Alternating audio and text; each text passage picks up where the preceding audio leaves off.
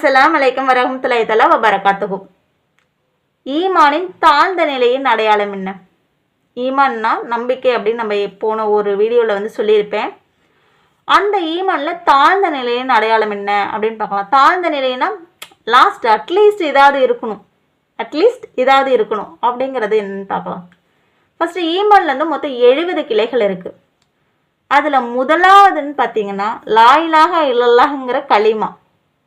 அந்த கலிமா அதிகமாக நம்ம செய்யணும். அல்லாஹ் தஆலா அந்த கிருபை நம்ம அனைவருக்குமே தந்துடுவான் இன்ஷா அல்லாஹ்.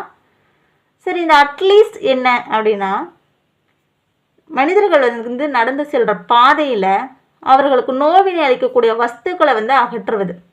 அப்படின்னா இப்போ நம்ம ரோட்டில் போயிட்டுருக்கோம், அந்த ரோட்லேருந்து ஒரு கல்லோ முள்ளோ அல்லது ஒரு சின்ன கண்ணாடி துண்டோ கிடக்குது. அதை நம்ம பார்த்துட்டோம்னா இதென்ன கிடக்கு, நம்ம ஓரமாக போயிடலாம் அப்படின்னு போகாமல், அது மற்றவங்களுக்கு இடைஞ்சல் பண்ணிடக்கூடாது, மற்றவங்கள காயப்படுத்திடக்கூடாதுன்னு அதை அந்த இடத்துலேருந்து எடுத்து தூக்கி போடுறோம் இல்லையா, அதுதான் ஈமானோட தாழ்ந்த நிலையின் அடையாளம். அதாவது ஒரு மனிதனுக்கு இருக்கணும், அல்லாஹ் தஆலா சொல்கிறான், அந்த ஒரு சின்ன விஷயமாவது ஒரு மனிதனுக்கு இருக்கணும் அப்படின்னு. இன்னொரு குறிப்பில் ஒரு முக்மினான மனிதன், ஈமான் கொண்டவன், மற்ற மனிதர்களுக்கு நோவினை அளிக்கக்கூடிய பொருட்களை வீதியில் போட மாட்டான். அடுத்தவங்களை டிஸ்டர்ப் பண்ணுற மாதிரி, அடுத்தவங்களுக்கு கஷ்டப்படுத்துகிற மாதிரி ஒரு சில பொருட்களை ரோட்டில் போட மாட்டான். அப்போ ஈமானோடு இருக்கணும் அப்படின்னா சின்ன சின்ன விஷயங்களை நம்ம ஃபாலோ பண்ணணும். ஹெல்பிங் டெண்டன்சின்னு சொல்லுவாங்க இல்லையா, இது எல்லாருக்குமே இருக்கும்.